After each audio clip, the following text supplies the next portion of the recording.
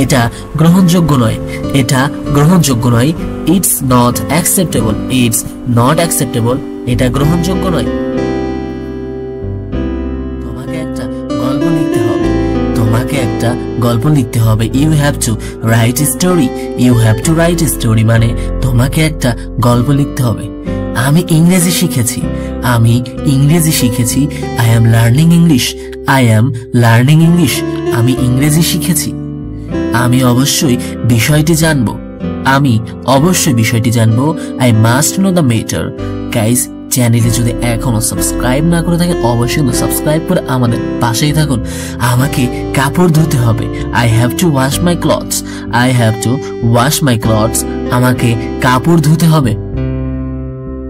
তুমি কখনোই এটা করবে না, তুমি কখনোই এটা করবে না।